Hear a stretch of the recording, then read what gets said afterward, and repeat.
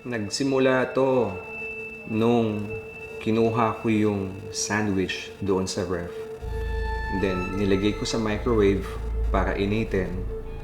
And then, from the microwave, I left it in the table. And then, sumama tiyan ko.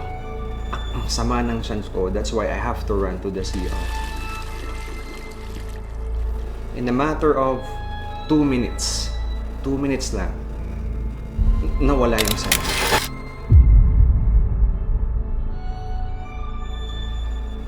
Lagi naman ako nagbabaon ng sandwich eh. Nung first time, bit-bit ko naman yung sandwich. Hindi naman siya nawala. Pero, etong pangalawang bit-bit ko,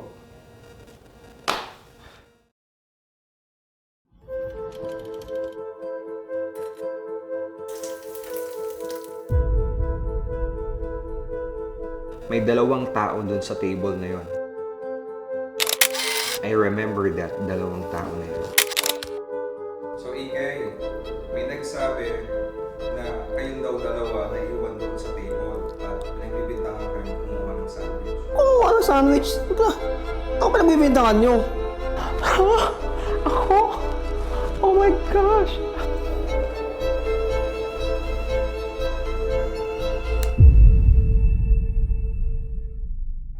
From a psychologist's perspective, it could be a lot of things.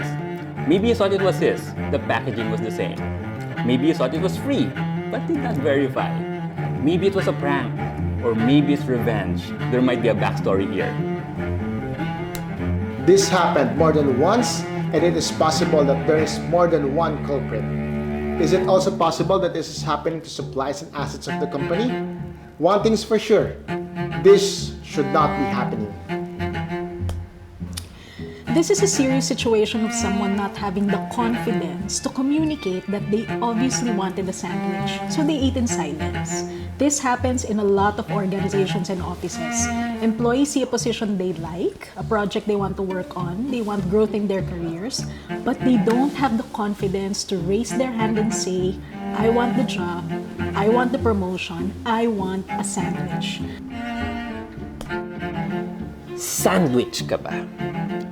Do you feel as if you, as a business leader, are getting caught between your vision for yourself and for the company and for the people? Or is this leading to division in your organization? Ano nga ba yung purpose mo? Dahil yung purpose mo ang magre-reflect sa purpose ng organization. Ano yung energy na pinapasok mo sa organization? I think the biggest problem here is the position of the refrigerator. No? Kasi hindi naman mawawala yung sandwich or nothing will be attracted to that sandwich if the position of that refrigerator is visible to everyone or accessible to everyone. So I think as a design thinking practitioner, we should have an empathy, where we could position this refrigerator. At Transforming, we go beyond the missing sandwich and who ate it. Using our proprietary ZYX thinking process, we discovered the most important thing. What is our Z, our end in mind? What do we really want to achieve? Is it to catch the thief, to share the sandwich, or to make employees productive and trustworthy? From a labor lawyer with a compassionate heart, it will be helpful to know what the employer really wants as an end in mind. Ano bang gusto mo? This can be seen as a case of serious misconduct. Is the act in connection with the employee's duties which renders him unfit for the job? Is it a case of willful breach of trust which necessarily requires that the act involves a breach of legal duty, trust, and confidence? Or is it a case of loss of confidence depending on the position of trust and confidence of the employee? Or is it a commission of a crime against the person or property of the employer? Sandwich ko yun eh. Pakapasok ko lang, late nga ako eh. I can't do that. I always bring my sandwich with me. Dalawang minuto lang siya nawala sa table. Pagbalik niya, wala na daw yung sandwich. Hindi ako yon, maraming tao doon. May CCTV, tingnan nyo pa. And your boyfriend ko will always go out for lunch. And I don't eat sandwich. And when I eat my boyfriend and eat my sandwich. I we just... But of course, it might be a habit that hasn't been broken because it was never corrected. Well, maybe it's one of the co-workers' kid who is still learning the norms of life. Or maybe it was him and forgot an early case of dementia. Yun lang ang lunch ko. Clearly, this happened because the organization and leadership allowed this to happen. If leaders do not stop the practice, the message sent to employees is that this is allowed. How this action will be corrected will be reflective of the company values and culture. Let's have the employees take the next class so they can be in charge of their own growth and career. And the next time they want a piece of sandwich, they have the confidence to courageously ask for it. Regardless of how your people are behaving, ikaw ang kailangan nating unahin.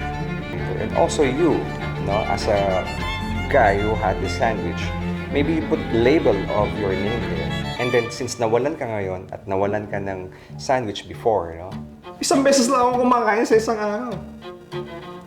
Or worse, it was a case of dissociative amnesia, a symptom of dissociative identity disorder. Basta I don't eat that kind of sandwich. Ew. Here are my questions.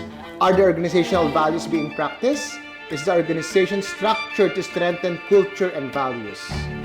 With ZYX and our 75 years of operations, marketing, and training expertise, we are able to remove the noise, go beyond the obvious, and focus on reaching worthwhile goals. My gosh! Kakahiya ako pa nagbibintangan niyo. Ask the right questions to get the right answers. We serve companies and individuals by going beyond the missing sandwich and the person who ate it. maybe this is the time to provide or to bring 2 sandwiches. Usap tayo, align natin yung sarili mo sa organisasyon mo. Let us work with the leaders to develop a strong culture that will align employee behavior with organizational values. Of course, since we do not know, let's not judge. Let's find out what really happened and help those who need help. Let's talk about it.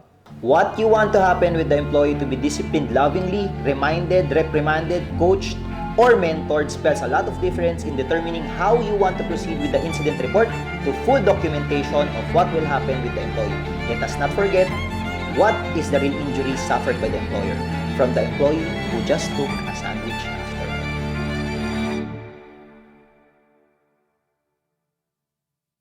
Dalawang minuto lang siya nawala sa table, pagbalik niya, wala na daw yung sandwich. Hindi ako yon. Maraming tao doon. May CCTV, tingnan nyo pa. Never ko magagawa kumain ng sandwich ng iba. Labo nyo kausap, lahat na lang pinagbibintangan nyo. Ako palagi. Hindi ako yun. Kahit police nyo pa ako, hindi ako yun.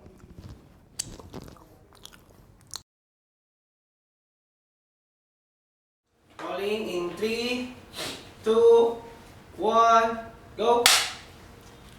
Sorry. Saan nga pala titingin? Go! From a labor lawyer... sorry. Ayan. Oo, kaya parang ingay. Leader that you are for them. Narinig po yun. Sorry. My bad. Hindi ko na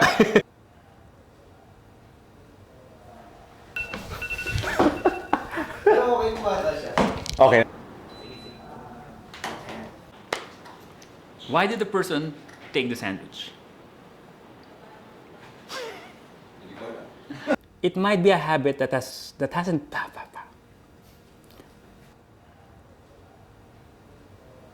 From the top yun. Mahirap i-dikit yan. Okay. Another take?